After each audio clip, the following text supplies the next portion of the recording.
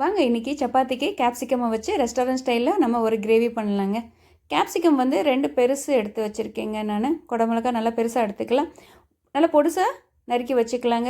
சரியாக வெங்காயம் எடுத்துக்கலாம், 3/4 கப்பு நிலக்கடலை பருப்பு எடுத்துக்கலாங்க. நிலக்கடலை பருப்பு தோல் நீக்கி எடுத்துகிட்டு மிக்ஸி ஜாரில் சேஞ்ச் பண்ணிக்கலாம். இதுக்கு தேவையான மசாலா வந்து இந்த பருப்பு மட்டும்தாங்க. நைஸாக அரைச்சி எடுத்துக்கலாம். எண்ணெயில் வந்து கடுகு உளுந்தம் பருப்பு போட்டுக்கலாம். 1 கப்பு அரைஞ்சி வச்ச வெங்காயத்தை வதக்கிக்கலாங்க கண்ணாடி பதத்தில்.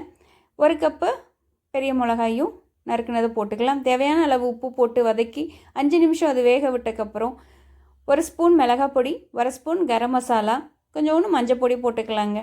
இவங்கள ஒரு 2 பரட்டிக்கலாங்க.